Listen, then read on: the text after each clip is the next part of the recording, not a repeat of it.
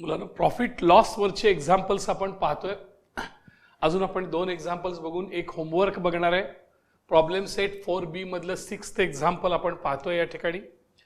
Meeta Agarwal invested 10,200 rupees when market value was 100. Market value 100 आहे बघा sir. Market value किती आहे? 100 आहे. त्यावेळेला त्यांनी 10,200 या ठिकाणी लक्षात घ्या गुंतवले, त्याच्यामध्ये इन्व्हेस्ट केलेले आहेत.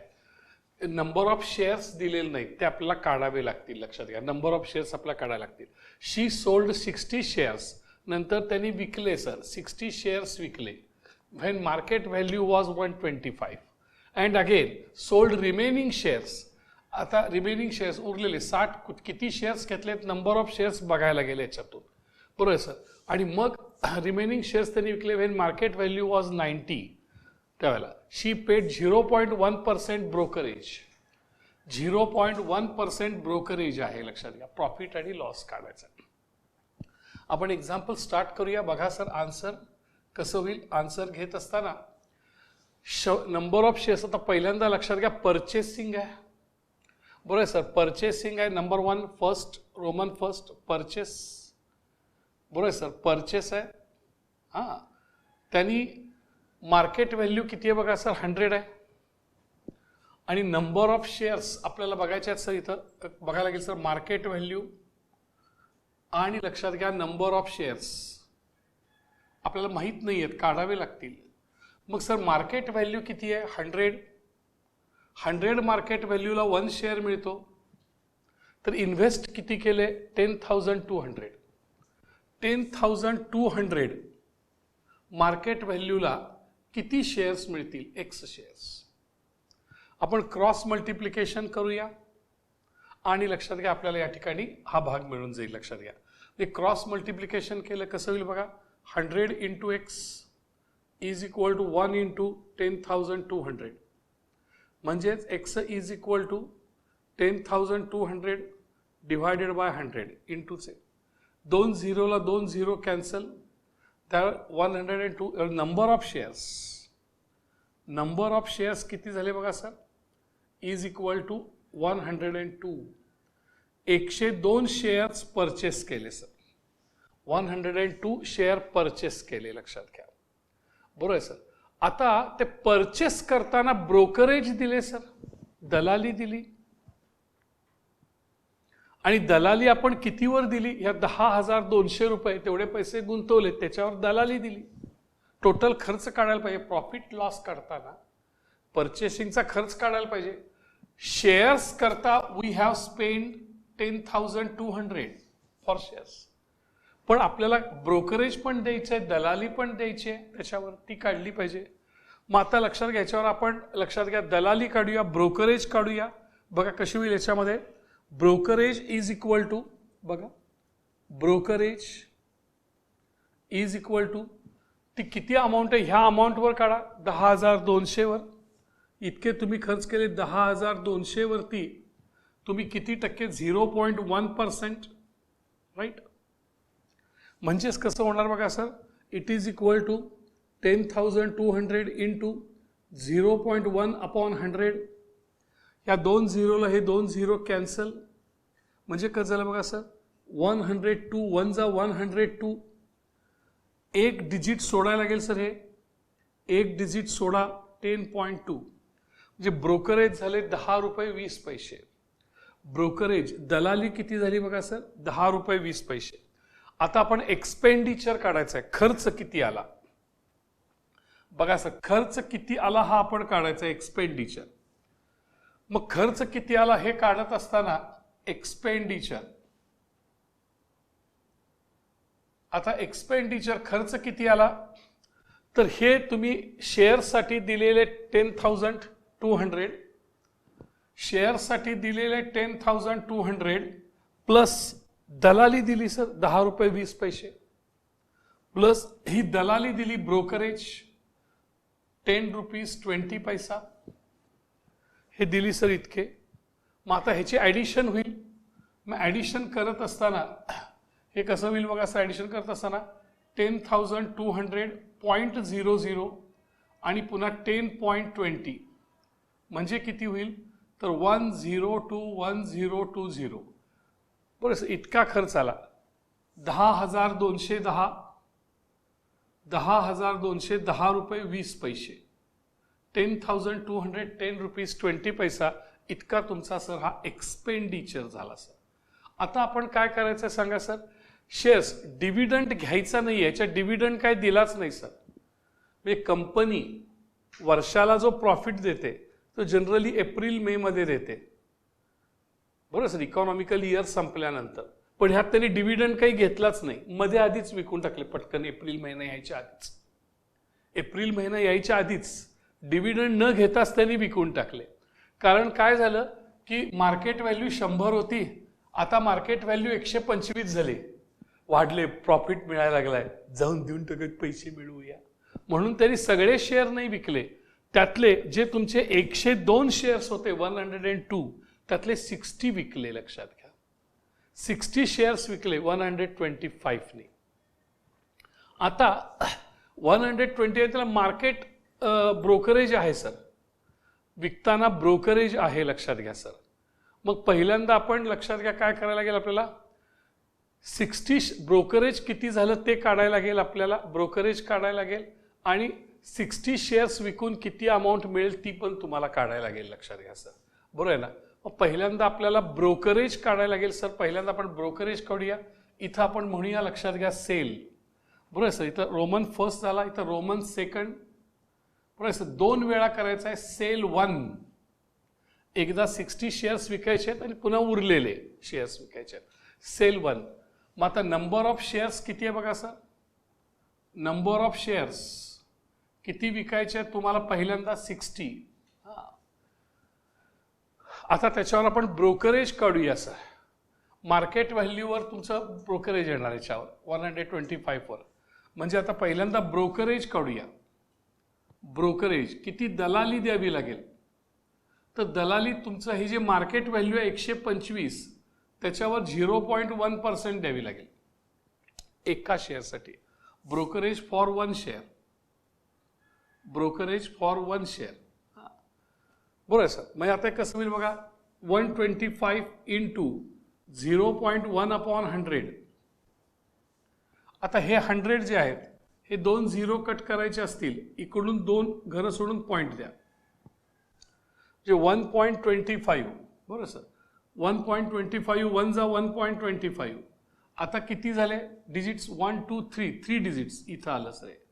0.125 रुपीज ब्रोकरेज.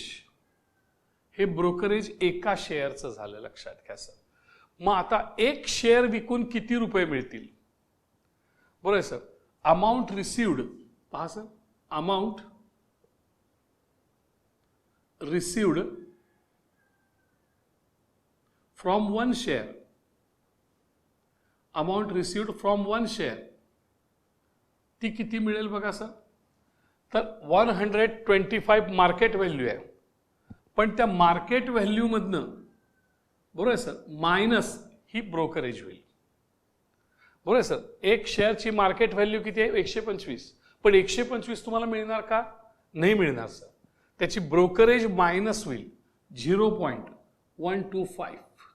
मग आता ह्याचं सर तुम्हाला काय करावं लागेल सबस्ट्रॅक्शन करावं लागेल. बघूया बरं कसं होईल. 125.000 आणि इथं 0.125 point. 10 minus 5 is 5, 10 minus 3 is 7, 10 minus 2 is 8, 5 minus 1 is 4 आणि 124 124 रुपीज 124 रुपीज 875 पैसे इतके सर एका शेअर्स पासून मिळाले. असे किती शेअर्स आहेत आपले 60 शेअर्स. म्हणजे ह्याला 60 ने इंटू केलं. अमाऊंट रिसिव्ड बघा sir. Amount received from 60 shares. 60 share विकायचे आहेत लक्षात घ्या sir. It is equal to ही एका शेअरची अमाऊंट आहे 60 शेअरची मला इंटू 60 करायचे. 124 इंटू 875 इंटू 60. मग ह्याला बघा इथं इज इक्वल टू 0 द्या. इथे 0 जाऊ दे. हा आता 6 नी मल्टिप्लाय करा, 6 नी, 6 5 जा 30, 3 राहिले, 6 7 जा 42, 42 प्लस 3 45, 4 राहिले, 6 4 8 जा 48, 48 प्लस 4 52, 5 राहिले, 6 4 जा 24, 24 प्लस 5 29, 2 राहिले, 6 2 जा 12, 12 प्लस 2 14, 6 1 जा 6, 6 प्लस 1 7. किती डिजिट सोडायचे? 3 डिजिट सोडायचे सर. हे 3 डिजिट्स आहे, 3 डिजिट सोडा, पॉईंट येतील. म्हणजे कसं होईल? 7000 अमाऊंट किती मिळाली? 7400 सर, बरोबर, 7492 रुपीज 50 पैसा इतके सर. हे शेवटचा झिरो काढला तरी हा चालतो, लक्षात घ्या, लास्टला 50 पैसा. अशा प्रकारे सर तुम्हाला ही अमाऊंट मिळाली. ही आता सेल 1 ची अमाऊंट झाली सर. आता सेल 2 ची अमाऊंट घेऊया आपण सर. सेल 2 ची amount. Okay, from the sale 2 आपण थोडंसं एक्झाम्पल, इथं जागा लागेल आपल्याला, ही जागा आपण वापरूया थोडीशी. म्हणजे इथं कसं झालं बघा सर, इथे घेत असताना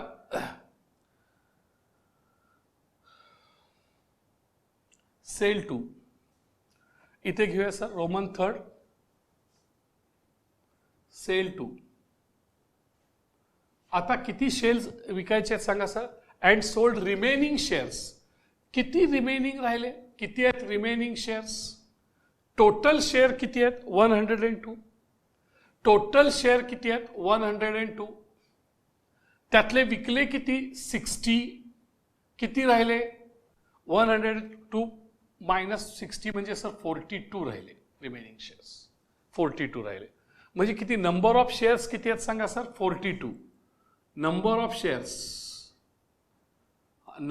shares is equal to 102 minus 60 that is 42. इतके शेअर्स लक्षात घ्या आपण विकणार आहे. आता विकण्याची प्राइस किती आहे? 90.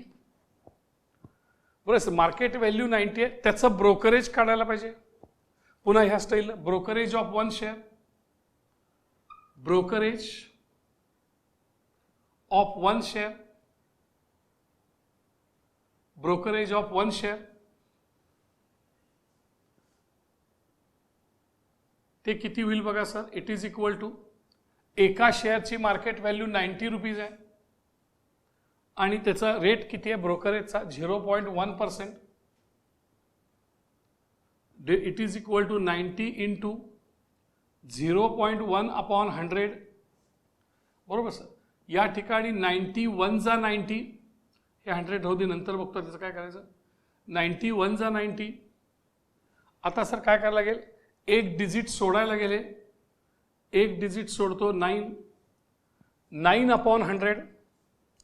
मग 9 अपॉन 100, बरोबर सर. म्हणजे आता डिनॉमिनेटरमध्ये 2 झिरो आहेत, म्हणजे राईट साईडनी पुन्हा 2 डिजिट सोडायला पाहिजे. हे एक आणि इथं 0 घ्यायला पाहिजे. 2 डिजिट सोडले पाहिजेत. 0.09. 2 0 असल्यामुळे 2 डिजिट सोडले, लक्षात घ्या. म्हणजे ब्रोकरेज ऑफ 1 शेअर किती आहे? 0.09. आता आपल्याला amount received from 1 share, amount received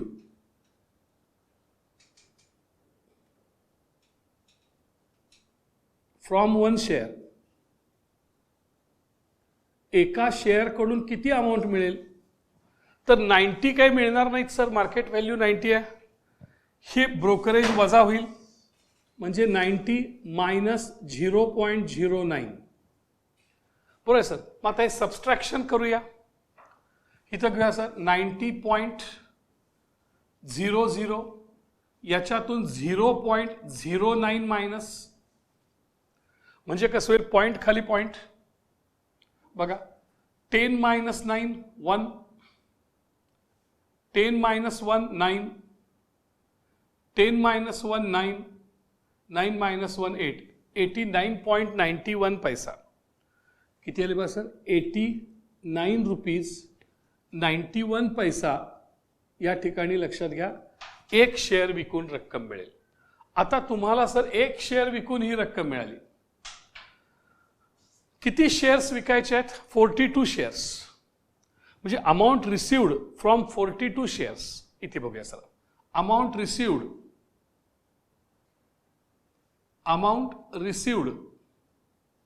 from 42 shares,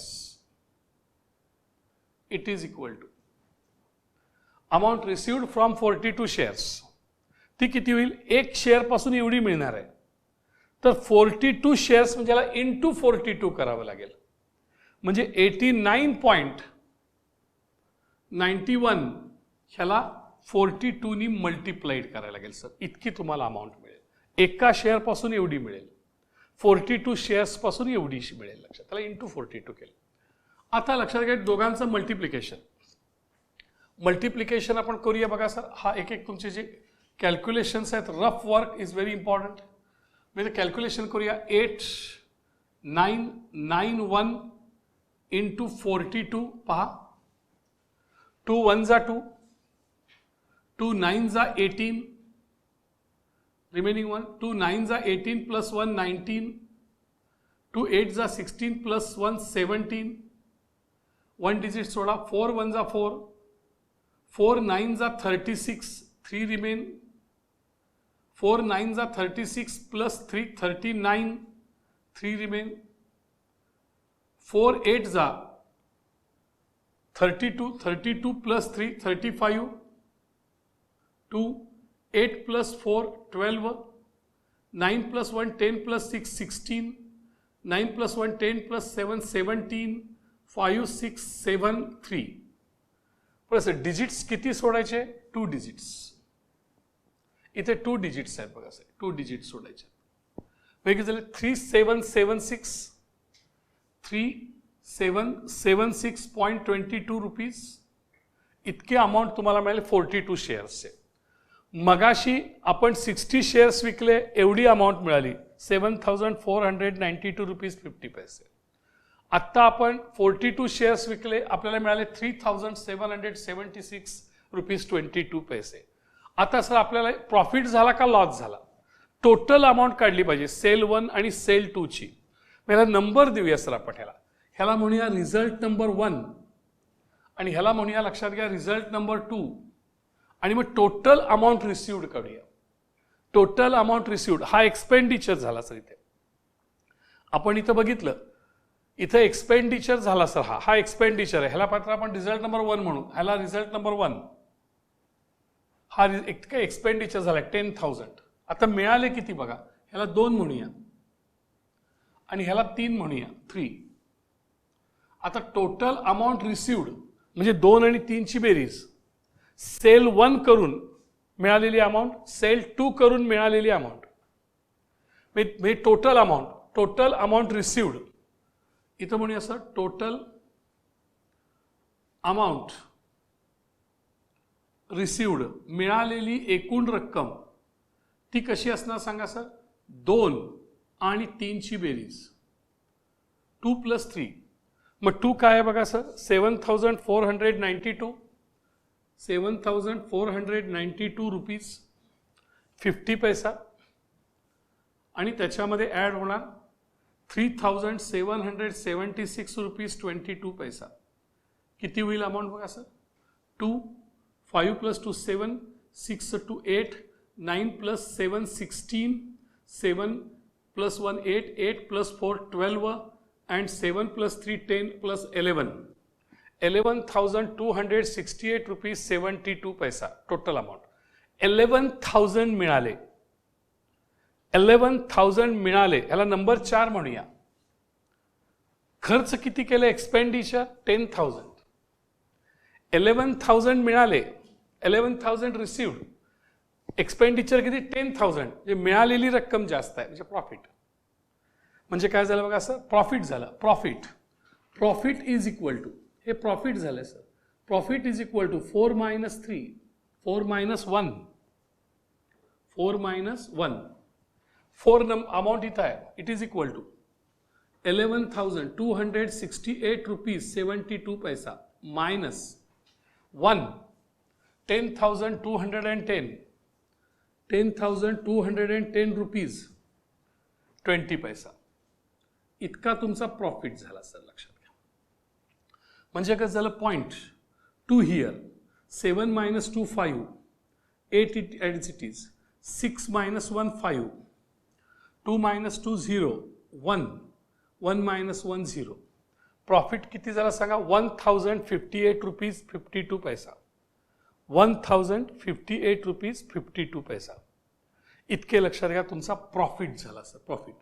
Therefore profit is, this is the profit is equal to, बरोबर सर, किती झाला, 1058 रुपीज 52 पैसा, बरोबर सर, अप्रॉक्सिमेटली 50, तर 52 पैसा कुठनं आणायचा सर, 2 पैसे कोण देणार नाही ना आपल्याला, तेव्हा 50 पैसा हा प्रॉफिट, अप्रॉक्सिमेटली प्रॉफिट, लक्षात. दिस इज आवर आन्सर.